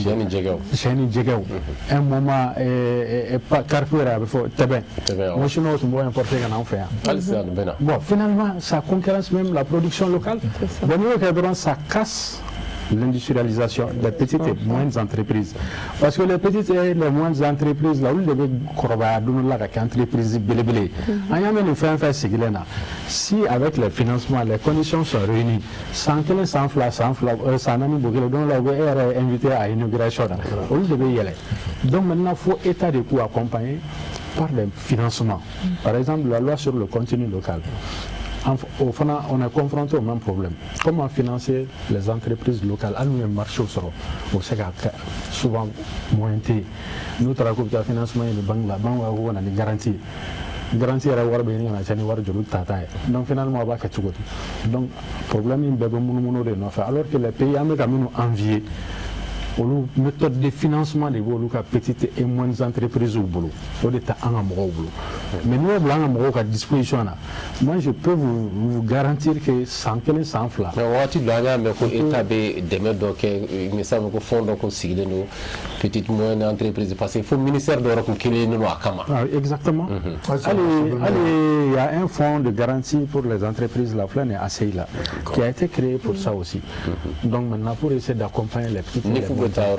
Exactement. Le fonds de garantie du secteur privé. Pour le secteur privé. Parce que au-delà manque Kosobe, il doit se gagner là. N'a pas photo là. N'a pas un business plan. Quand on me fait que chez Mararo industrialiser l'ingla, ça demande 1 milliard, 2 milliards. Mais moyen de et pourtant à capacité on a à fond mais moyen de finalement le projet va rester alors que l'État tu es demain câble en place au projet ça va réduire l'importation on a fait comment faire d'amener la mettre de importation là là on sera de besoin à la faire mais plus on fait face à l'importation anarchique ça va tuer toute l'économie ici grâce à la non-industrialisation de nos matières premières. Mais pour ça, les matières premières, on fait. Pour le coton, on sait qu'à 1% de transformer. Et les autres matières, on est incapable de les transformer. Tant qu'un mot de situation est réglé, en soutenant les petites et les moyennes entreprises dans tous les secteurs, peut-être aller dans l'agrobusiness là, lui il peut être dans l'élevage, quelqu'un peut être dans la pêche, elle peut être dans l'agro-technologie, ainsi de suite. Mais nous, on fera la c'est qu'à importation, Al-Nama complètement avec Chamamboala. Ok. Voilà. Le chômage, il fait. Chômage avec Chamambade que le chômage là. Parce que la chaîne de valeur, tu gagnes 1000% de bout en bout. De la production, transformation, la distribution. Et ça freine aussi l'importation anarchique. Okay. Voilà. Une fois, je vais terminer avec ça. Avec Jawara, Ibrahim Jawara, avec le projet Jason. On avait tenté la production industrielle des pastèques pour éviter que les pastèques au Maroc zérin. Mais qu'est-ce qui nous empêche? Il faut des projets industriels comme ça pour essayer que l'économie avec Tchaman qui est chômage là, avec bara des jeunes avec tout warbe de Jamana refana kessi là. Ok. Basida Samage, on va tout me nyingale wora tenguila. I bɔra k'a fɔ ko gɛlɛyaw financement donc ni état sera k'a kɔfilaw la mais e yɛrɛ bolo aw mago bɛ fɛn jumɛn la bi financement fana kɔfɛ min b'a to aw bɛ se ka aw ka laɲini ka se ka ɲini fɛn kɛ sɔrɔ fɛn. D'accord. Ni ye question ɲɛnamaba de voilà, monsieur Diallo bɔra ka kuma dɔ fɔ au niveau de l'importation. Vous savez, maintenant on date au domaine de la mettre domaine min kɔnɔ comme ne bɛ production kɛ mes transformations kɛ. Maintenant dans la production et dans la transformation maintenant kuma au actif là au niveau de l'élevage aujourd'hui ni poulet de chair ta lajɛ. Vous savez, la production de poulet de chair, peut-être dans une année ou dans 2 ans, il va y avoir une production de poulet de chair qui a été Dabla. Parce que pourquoi? Aujourd'hui, le coût le coût de l'aliment des volailles est très très élevé, surtout le concentré des poulets de chair. Parce que pour que les poulets de chair il faut un concentré. Donc au concentré, il avait importé le café Ghana. Bon, Dieu merci, salo, État, mon la société, mon concentré, ni fin, à toi, ni moro, kumata, ni un industriel ou kumata, pour que la transformation que l'État a subventionné, qui a pris Bladouma. Au Ratila, ça allait. Mais aujourd'hui, à Kera, de façon anarchique, prix est temblé. Le marché noir de concentré avait ça à un prix extrêmement élevé. Non, bête nanay. Société, mounou benana ou l'oudonno. Mais on va faire, subvention est à la rome mais on va faire aujourd'hui de façon anarchique. Mais aussi bas sur un tiers comment tu vas. À terre mettre donc. Ou à aussi bas sur État. Au cas John qui là ou bien quoi. Non, au cas l'année passée, ça vaut même pas une année d'abord. Ok. Voilà, ça ne vaut même pas une année. Bon, aux sociétés, nous avons fait l'État a subventionné. Donc, nous avons pris le document. Mais dès que la crise, nous avons mobilisé, nous avons prix, prix grimpe là. Je vous donne un exemple. L'État a subventionné, à tout méga ferré, ou à Woro, à Kemeworo. Ça, c'est le concentré pour le poulet de chair.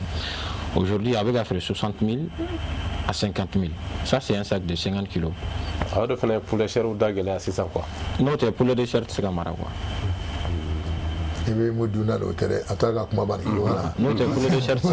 Maintenant, imaginez-vous, si ça me fait État pour que ça fait demain, producteur ou demain. Maintenant, ça c'est au niveau de l'importation. Par exemple, l'aliment ça a un coût très très élevé. Maintenant, il y a sujet au ballot. À la sortie, il va y avoir fort. Et il y a sujet au ballot ni aliment, mais le coût est très très élevé. Supposons qu'il y a un kilo ferait 2500 pour avoir un peu de retour. Mais pour les chers tolés de bon coffre parce que pour cher c'est des poulets monoutés donc quoi. Je crois que M. Diallo avait fait au Maroc ou Algérie donc poulet congelé à te douer non. Des poulets congelés à te douer non quoi. C'est comme chez nous la frigo là. Même les chers clés ça va sur le Maroc t'as fait. Tu comprends? Voilà, on est chez clés ça va sur le Maroc t'as fait. Voilà, au Jamana nous là. Bon, pour un pour les chers nous la plupart des beaux Jamana nous là. Il faut yoro là chez on me sait que Kalo ça va que 10 en fait. Ou bien Kalo nan que 10 en fait avant qu'il reste en bateau. C'est pas la même chose. En fait non, l'outa chez on me bon la plupart des beaux le fait. D'accord. Voilà, chez on nous ben 10 en fait ça fait des mois pour que vous gagnez mal là. Maintenant nous nana au lieu de la production locale cassée. Parce que supposons que quelqu'un a fait 2000 francs, au lieu de kilo fait, quelqu'un a fait 2500 pour avoir un peu de retour, au lieu de faire 2000 francs. Donc par fini, il va y avoir une fatale quoi. Ok. Donc ni au Kerassi ça non. Alors que moi mais importé Ghana. Problème premier est à tes morts là-bas. À tes morts là-bas avec morts bana. À tes morts là-bas avec morts bana. Amaya donc quoi. Sérieusement, c'est pas de la possibilité ah donc ben kulubila benyebila fana amaka ça avait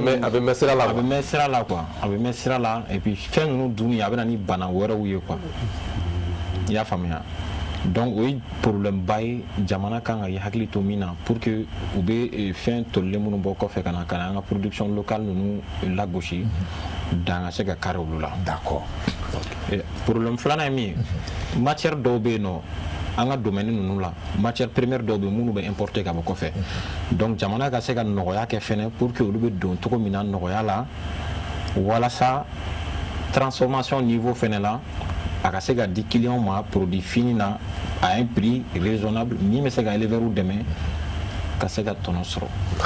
Ok. On va dire qu'on va faire avec moi il faut faire attention. Formula c'est ça. Regarde. On est dans quel faire de tempo fena là et mago financement ko fa mago be fin du man là. Tu vois mina ko bara abika bara mi kesi sa na na fa bi se jamana kono deuma. Uniforme ça ga soro fe ga temen gal. An mago bɛ min na o ye marché de o ye consommer local malien ka décider bi k'a fɔ ko bita ko bita ɲɛ anw tɛ thé wɛrɛ min fo thé min dilanna Mali la yan ni malien o fɔ yɔrɔ min na o b'an ka problème caman de résoudre. Madame Keita y'a fɔ cogo min na an bɛ min ɲini an bɛ wari ɲini c'est vrai mais wari dɔrɔn tɛ dɛmɛ ye quoi ni malien ko a ma bi k'ale bɛ moringa dɔrɔn de consommer par exemple sɔgɔma o sɔgɔma daraka la n'o kɛra ne b'a dɔn ko marché bɛ ne bolo o bɛ ne farinya ne bɛ taa finance ne bɛ taa banque la ka taga prêt ta k'an ka machine min bɛ n bolo ka machine wɛrɛ commander min bɛ bonya n'o ye barisa n b'a dɔn ko hali ni n ye moringa 1000 kɛ bi n b'a dɔn malien bɛ a b'a san. o bɛ kɛ sababu mɔgɔ caman ta baara la fɛ. Exactement a bɛ kɛ sababu ye ka mɔgɔ caman yanni ka se marché fɛngɛ yɛrɛ ma a bɛ kɛ sababu ye fɔlɔ ne bɛ dɔ fara an ka yirituru kan. Parce que a fɔ ma ko matière première anw ka matière an bɛ min bayɛlɛma o bɛ bɔ yiri de la donc an bɛna yiri caman turu o ye kelen ye n'an ye yiri caman turu tuguni o yiri turu la parce que yiri bɛ bɔ a bɛ bɔ yɔrɔ de la ka na mobili minnu b'a bila ka na olu fana b'u ta sɔrɔ a la yiriturulaw b'u ta sɔrɔ a la o bɛ na n'a ye usine na usine fana na an bɛ tila ka mɔgɔ wɛrɛw fana jeunes wɛrɛw ta tuguni parce que an ka production bɛ bonya an bɛ jeunes ta tuguni ka se k'a bayɛlɛma. N'o kɛra tuguni an bɛ tila ka commerciaux fana ɲini fana olu fana ka se k'a feere tuguni an b'a dɔn fana ko nin bɛɛ lajɛlen bɛ se ka an bɛ se ka nin bɛɛ kɛ parce que an b'a dɔn ko sugu bɛ yen nɔ an b'a dɔn ko à la fin an ye 1000 min kɛ bi bi in na malien b'a bɛɛ consommer imagine malien an ye million 22 de ye bi. Million 22 n'olu bɛɛ ko k'olu bɛ hali moringa 1 san tile kɔnɔ sisan o tɛ million 22 ye n kunna ni ne b'a dɔn ko million 2 bɛ yen million 22 bɛ don ne kun don o don hali opérateur minnu bɛ a y'a fɔ cogo min na ko ka sɛw importer parce que maliyɛnw de bɛ sɛ importer o c'est vrai sɛ bɛ bɔ yɔrɔ wɛrɛ la mais maliyɛnw de b'u ka wari don a la ka na n'a ye an ka dugu la yan k'a feere parce que u b'a dɔn k'u bɛ wari sɔrɔ a la parce que u b'a dɔn k'u b'o sɔrɔ caman na a b'a to opérateur yɛrɛ fɔ ne b'a dɔn ko maliyɛnw ko k'u bɛ thé dɔrɔn ta yanni n k'a fɔ ko n bɛ taa kɔfɛ ka taga thé san yen nɔ ka taa Belle France ka thé san n b'a fɔ ko n b'a don Mali ta la yan nɔ o b'a développer o kɛra moringa ye o o kɛra fini ye o kɛra sɛ ye o kɛra produit ye an mago bɛ consommer local de la kɔsa min na mois de février ministère de la culture u kun ye appel la candidature dɔ kɛ ko bita ɲɛ ko fɛn o fɛn ye thé ye fɛn o fɛn bɛ se ka min bureau kɔnɔna la k'u bɛna ministère o ministère k'u bɛna 100 millions ta ko k'o don o produit la k'o produit bɛna na an ma an se wara kosɛbɛ an y'an ka dossier don an y'an ka fɛn bɛɛ lajɛlen don u yɛrɛ nana n'u ka experts ye k'an ka produit lajɛ nka fɔ bi bi in na an ma ɲɛ sɔrɔ o ko la nɔ ma bɔ a la ta ma bɔ sisi ma mɛnɛ an jigi dalen don ka barisa ministère 22 ministère de ministère 22 ni ma fili tar na ka ca n'o ye o ministère kelen na bɛɛ n'olu ko k'olu b'an ka moringa thé min sisan n'olu ko tile la sisan olu bɛ fini dun sisan n'olu ko sɛ la sisan olu bɛ samakɛ ka zonzanni ka sɛ dun sisan an bɛɛ lajɛlen tɛna bɔ ɲɔgɔn la wa n'o kɛra problème tɛ kan na o la banque tɛ réfléchir yɛrɛ parce que banque bɛ client de ɲini o a fɔ ko juru tɛ sɔrɔ juru tɛ sɔrɔ ni banque ma dɔn juru don mɔgɔ la banque tɛ balo banque bɛ da sɔgɔ a tɛ juru don parce que a b'a dɔn n'i ye juru don na bi n ka n don samakɛ ka zonzanni na bi sini ni samakɛ ka sujɛw bɛɛ sara ou bien sini samakɛ b'a ka production kɛ mais mɔgɔ tɛ yen k'a san ne bɛ n ka wari sɔrɔ cogo di mais ni n b'a dɔn ko maliyɛn ko consommer local ko bi bi in na ni min produit an b'a san ne bɛ n ka wari di samakɛ ma ɲɛ tugulen yɛrɛ parce que n b'a dɔn samakɛ bɛ na feere kɛ n'a ye feere kɛ a bɛ ne ka wari segin ma avec intérêt banques bɛ développer entrepreneurs bɛ développer wa jamana yɛrɛ bɛ taa ɲɛ barisa nin bɛɛ lajɛlen bɛ taa économie de la an fɛn fɛn filɛ nin ye an bɛ fɛn o fɛn feere tantɔ taxe b'a bɛɛ la i taara i ka taxe sara o i m'a sara o a mana kɛ cogo o cogo taxe bɛ yen nɔ taxe bɛ sara cogo dɔ la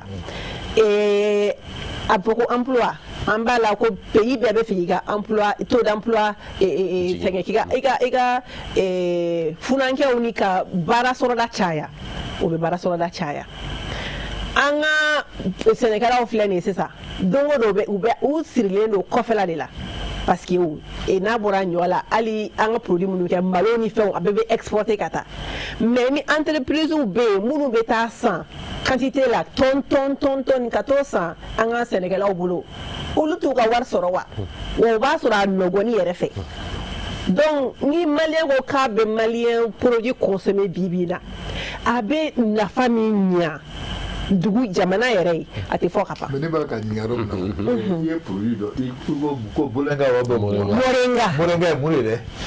n bɛ segin a kan tuguni barisa an tun y'a fɔ moringa ye yiri ye an b'a wele yan nɔ ko basi yirini. bon ne b'a fɛ ka mun fɔ nin ye facilité n'i ye kan ka taa butigi la i y'a faamu ma ka taa a san n b'a fɔ cogo di n b'a fɔ ko moringa wa bɛ moringa. moringa. i ma nin ka gɛlɛn ne ma kan i ma n'o ban est-ce que oui. permettez-moi avec la moringa même avait utilisé bagan balo la.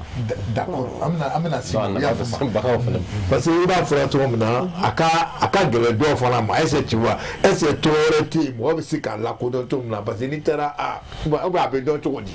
moringa bɛ ka dɔn sisan kosɛbɛ a bɛ dɔn ko moringa n'i taara butigi la ko basi yirini a tɛ dɔn nka n'i ko moringa n'a b'a tigi fɛ a b'a kɛ anw filɛ ne bɛ moringa bayɛlɛma ka kɛ te ye ma se ka na n'a ye bi nka ni mɔgɔ min taara tiktok kan ka eru alliance sɛbɛn dɔrɔn i b'an ka moringa tew ye an bɛ moringa bayɛlɛma ka kɛ i b'a fɔ ko lipton bɛ kɛ cogo min na dɛ k'a kɛ paquet cɛɲin kɔnɔna la wa i bɛ den kelen ta jurunin b'a la ka ji wuli dɔrɔn k'a k'a la k'a min an b'o kɛ wa a ka ɲi tension diabète cholestérol moringa ka ɲi nin bɛɛ lajɛlen ma. d'accord tant tu avais dit ko a ka ɲi mun ma. oui parce que a bɛ ɲagami baganw ka dumuni na donc fɛn dɔw bɛ formule dɔw bɛ yen an b'a ɲagami a la a ka ɲi baganw ma kosɛbɛ kosɛbɛ. k'e fana de ko i tɛ o. non a bɛna fɛn fɔ ne nafa min b'a la c'est trop quoi. voilà ok.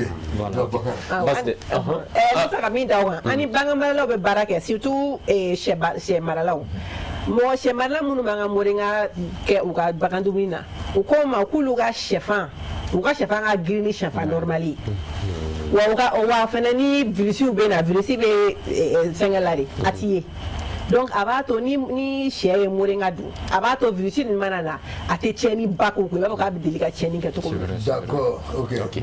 baasi tɛ donc Aminata e fɛnɛ fanfɛla la aw mago bɛ fɛn jumɛn de la jamana ɲɛmaaw bɛɛ lajɛlen tulo b'i la wa ba ɲumankɛw fana bɛ yen nɔ parce que maa dɔw bɛ yen nɔ a ka d'u ye ka maa dɔw ye sira dɔw kan n'u y'a ye u fana bɛ se ka dɛmɛ min f'u ye aw bɛ fɛ fɛn jumɛn de ka kɛ bi bi in na min b'a to i fana ka entreprise a bɛ se ka ɲɛ sɔrɔ. o diyara n ye nin wagati in na an mago bɛ renforcement de capacité la n'o ye formation ye parce que n'i bɛ baara kɔnɔ toujours i kan k'a ɲɛɲini ka sira kura caman natɔla ɲɛdɔn ɲɛɲini k'o ɲɛdɔn o ye kelen i n'a fɔ an kun y'o fɔ ka tɛmɛ an mago bɛ se baarakɛminɛnw ma baarakɛminɛn suguya kuraw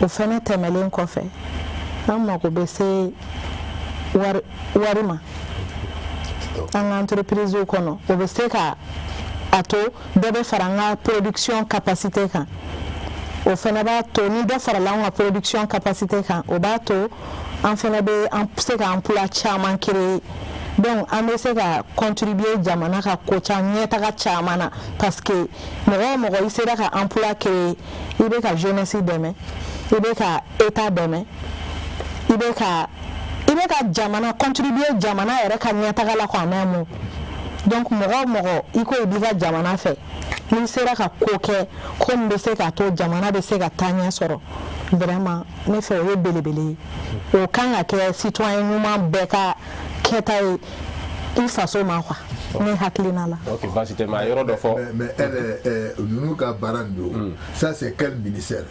qui dépend de quel ministère. petite moyenne entreprise. petite et moyenne entreprise. ministère de l'entrepreneuriat aussi. o mun de fɛ yan. awɔ o sɛgɛ olu komi a tulo b'i la. c'est la même chose aussi. awɔ o bɛɛ o de mais est ce que aw bɛɛ enregistré don est ce que aw bɛɛ fana bɛ taxes sara parce que n'i ko jamana fana ka fɛn kɛ est ce que aw fana bɛ ka aw ka devoir ye min est ce que aw bɛ k'o lawaleya.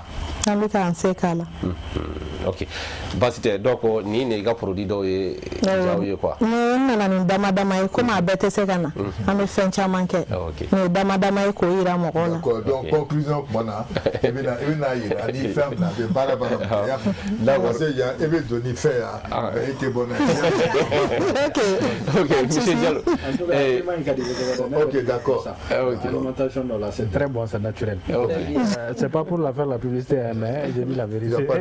Ok, parce que mais Diallo est fɛnɛ bolo ni baara yɔrɔ misɛnnin minnu filɛ nin ni ninnu b'u jeni yɔrɔ fin kosɛbɛ jamana kɔnɔna na i bɛ taa sɔrɔ nin n'a ɲɔgɔnna caman de bɛ yen nɔ jamana kɔnɔna na e yɛrɛ bolo fɛɛrɛ jumɛn de k'a kɛ ninnu ye min b'a to a bɛ se ka développer kosɛbɛ. D'accord. Donc, comme vous voyez, on ne réinvente pas la roue.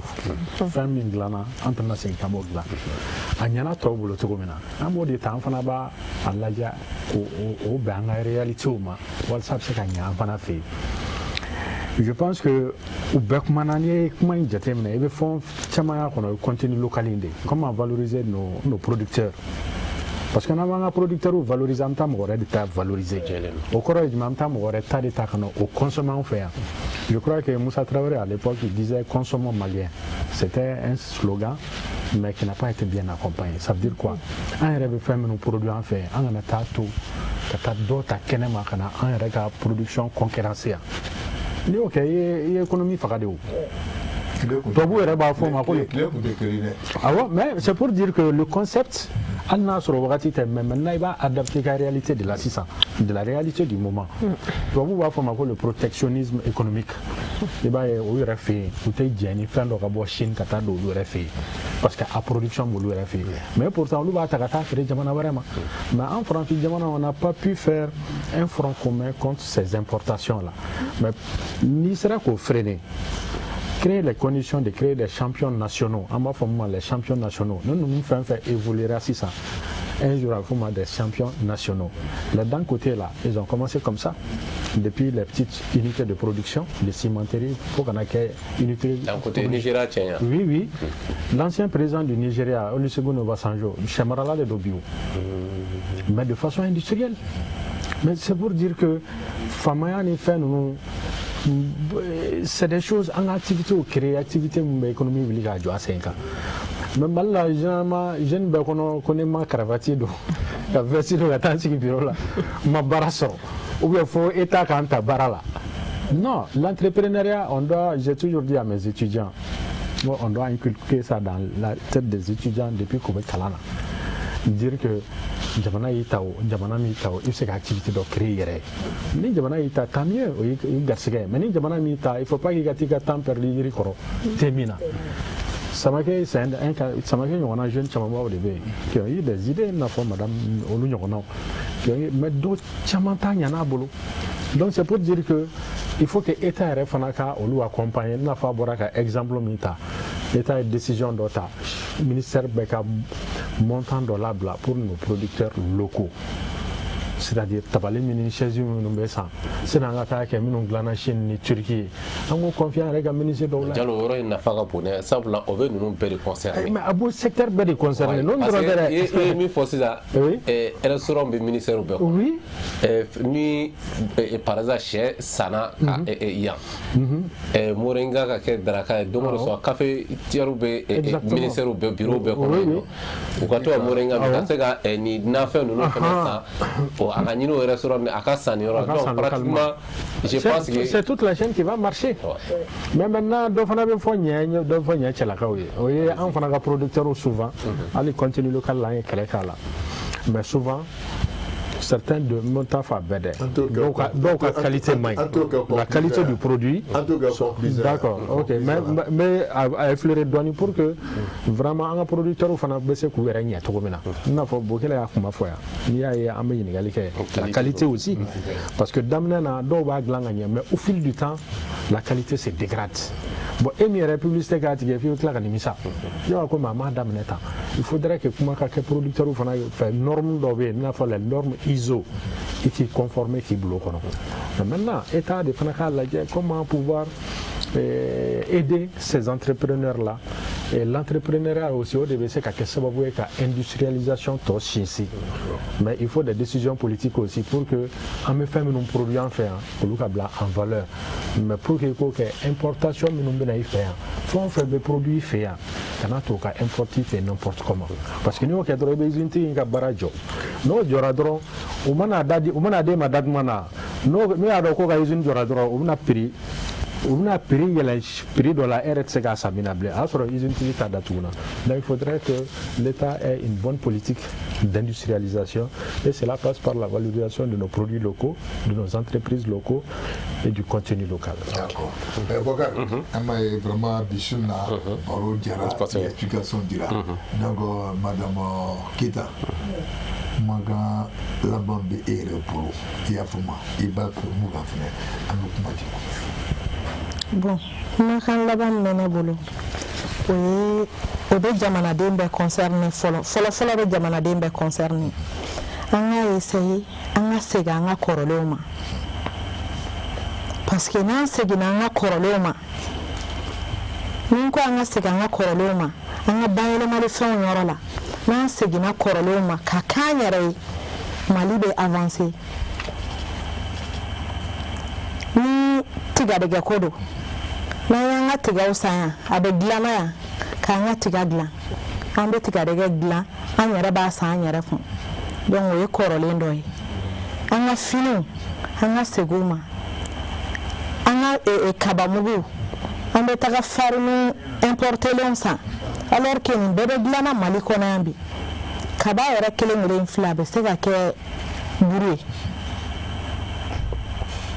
donc n'an ye kɔrɔlen segin so o bi caman bɔ jamana yɛrɛ ka degun na bon laɲini min fana bɛ n fɛ ka ɲɛsin an ka autorités ma o ye vraiment u k'u hakili to an bolola baarakɛlaw la kosɛbɛ kɛrɛnkɛrɛnnenya la bayɛlɛmalikɛlaw parce que n tɛ se k'a fɔ ko u hakili t'an na mais a bɛ komi ɲina dɔɔnin kɛlen don an kɔ u k'a lajɛ an ka baaraw bɛ se ka don ba la ni sira minnu ye u k'o siraw don an kɔrɔ nɔgɔya sira kan i n'a fɔ an ka bayɛlɛmalifɛnw sɔrɔli ka se ka nɔgɔya kuranko sira kan yɛlɛma ka se ka don o la parce que ni kuran tɛ yen an bɛ jɔ dɛ an tɛ se ka baara kɛ ji sira kan fɛnɛ dɔɔnin ka bɔ ji prix la ni ji nɔgɔyara an fana bɛ bila marché la an ni ji n bɛ se k'a fɔ an de bɛ baara kɛ ni ɲɔgɔn ye ni kuran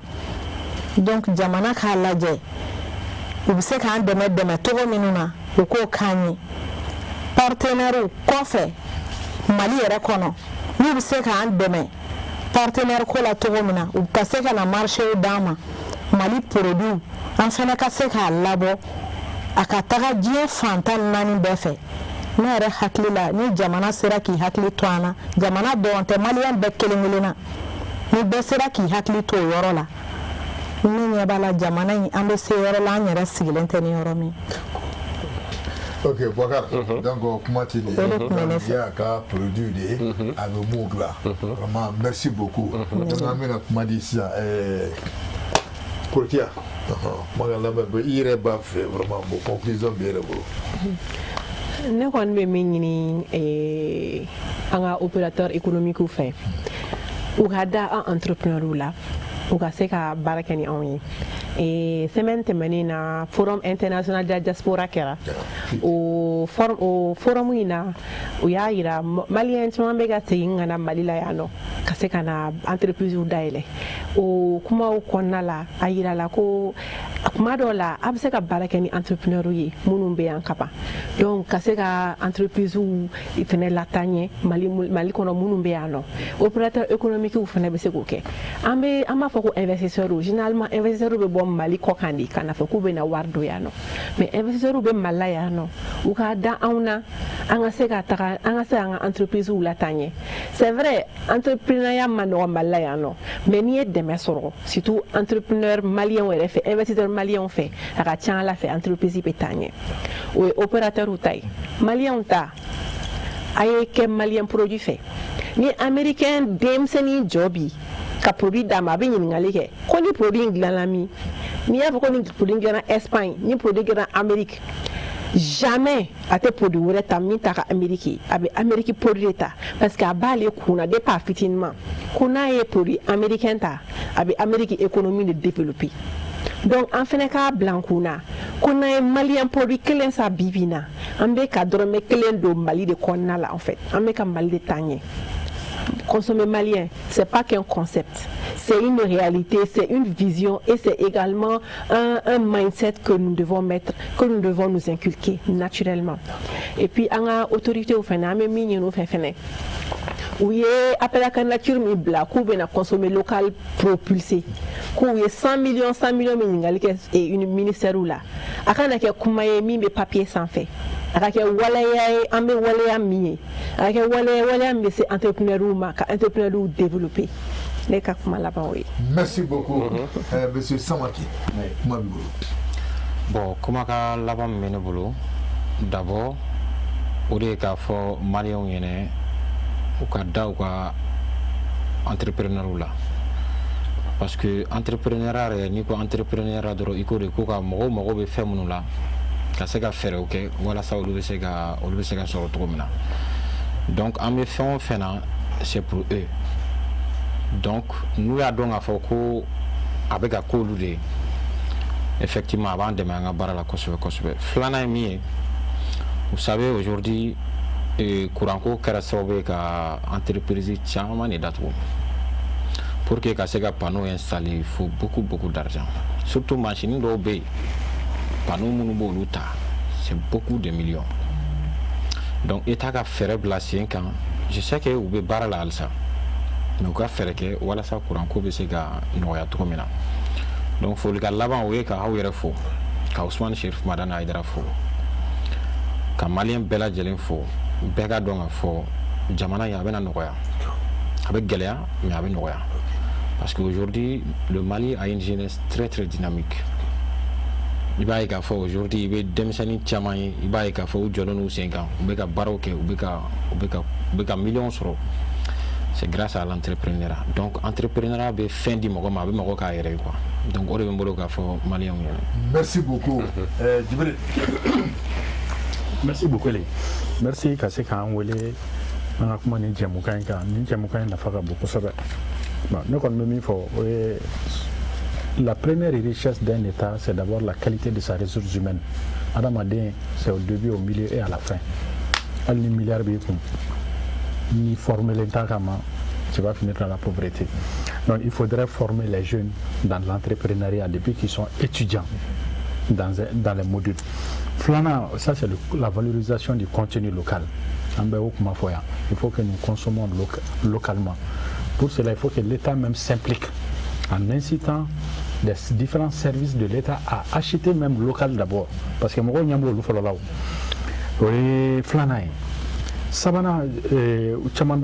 problème énergétique, moi je crois qu'il faut une nouvelle source d'énergie. Énergie industrialisation de parce que manger nous ne marcher ni courant. Bon, maintenant, Dieu merci avec les panneaux solaires, il faut essayer de faire la vulgarisation de l'énergie solaire et développer l'énergie hydroélectrique afin que l'énergie courante après qu'à chuter aussi. Au fond, l'industrie va développer. Sabana réduire l'importation anarchique des produits venant d'autres pays. On me fait un gland faire. On a fait un boyau avec un tchèque en faire. On a l'économie cassée. Le producteur nous a beau découragé parce que n'a pas émis sa limite. Et puis il a fait que mes drous doivent attaquer Chine. Qu'on a fait que mes ça va. On peut dire que nous avons qualité main. Le fait que va se refaire dans nos rônes, on va être affilié du boulot. Donc l'État doit penser à un protectionnisme économique. Pour ça qu'il y a un producteur ou un industriel ou fana qui se protéger tout comme ça. Nanina est les industriels eux-mêmes. Il faut que vous fana essayer de réformer parce que il s'est à tout niveau de la jusqu'à un certain degré. Aujourd'hui, en Balman, 6 employés là, il faudrait que ça nous avons invité, bon, nous sommes à 20 employés, ça veut dire que progression d'Okera. Mais ça a un niveau que l'on a au Framay, à moi, Chama, entreprise, Chamana. Moi, Chama, me cause sur un manque de financement et d'accompagnement. Moi, je crois que tant qu'à matière première ou transformée sur place, un boulot est fou de Dala. Nous serons des pays consommateurs de produits d'autres pays et ça va nous maintenir dans la pauvreté parce qu'il y a même un de tatou. Bon, donc à Bokmala, nous sommes en famille compte tenu des exigences professionnelles. Vraiment, je tenais vraiment à vous remercier, à remercier l'émission. Et nala sona ma famille atnake fama kuntakala jain namna fama nyoma wakati pour des raisons professionnelles. Voilà, merci beaucoup et vraiment merci à tous les auditeurs et téléspectateurs de l'émission. Bokar ay nuko ci no ambe du wodu ke o albi be trarom na voilà jibril yoro kurasoro ya famo bala ta atra patron jamana koka il faut le dire, donc vraiment Mohamed Issamaki, vraiment merci beaucoup. Aïe voulait inalanga oui jabi, moukoumi fait. Il a fait une explication dit. Merci. Madame Dani Droma. Merci beaucoup, Iniché. Orikia Traoré, vraiment merci. Iniché, Madame Dani Droma. Il voulait qu'il n'y a pas de problème. Madame Keita Amnata Koulibaly. Merci aussi. Madame Dani Droma. Monsieur Diallo, merci. Donc, Bakar, maman, moi, je suis en Demeka, Barano. Voilà. Mohamed Keita, Amba Afou. Réalisation. Voilà. Mohamed, merci beaucoup. Et Kabaranmana, nous sommes à Boy Kerefe, Abou Djabati, Amba Bako officiel. Amba le faux. Régila Talo. David, nous m'appelons David Debe. David connaît, on a Omo, allez faire le lobby. Maman Fou, Kabaranmana. Donc, Bakar, Mohamed Mouba Aladje Doumodou, Kanga Baradjambo. Traoré Mamadou Mori, Côte d'Ivoire, Abidjan Palmyrin. Le grand docteur Madame Diallo, Amanyina ko Mamadou Samake di Samdjema Amanyina ko Amadou Djadje Sankare Amanyina ko Baba Thiam hippodrome ama docteur Mamadou Keita Amanyina ko Draman Jara kama fugo Babou Jira ayira ka foko Diola Kaw vraiment kabe Diola Kaw befu ya fama Diola voilà Babou Jira côté notamment le patriarche de Kangaba Modou Namaketa Amanyina ko Maimouna Salamanta Amanyina le fana ko Abdou Karim Bagago Baga police Bogoni Amanyina le fana ko Mouye nou Jara hippodrome Mouye Baba Thiam nyo fana fore amba ali fana fo Mouye Badani Jara ani Aruna Jara ani Badra ani Bavie Jara mou fana fo kwa mi famille Jara hippodrome la mani ko Bema Keita national amba ali fa ko Tierno ba le PDG de Fofi Industrie kaba alaje dumudu amba afana fo ka kuma de massa ame foli blamie Moussa Yossi Côte d'Ivoire a fene be message chama sangani wati bela kaba alaje mane Mamadou Konate Ejeka donc a fene ko kabe émission na je ko sebe kafara ni Mamadou Zantraoré donc Senangorba mairie donc a fene na furumuso kuba laje sanga ani wati bela yela mufu le vieux Samasekou abale fana fo mayambula donc ka kuma ku cheni joy Ousmane Chéri Madame Aidra wati nabi Abidjan donc amba ka Amaga Folike, Anaka Demaya, Fonfon Béabijay, délégation man fait un mot bel agent. Ni Alamanga Joa Irana, dimanche prochain, allez inviter au Rabina Nyos. Inch'Allah. Akambe, dimanche prochain. Merci beaucoup.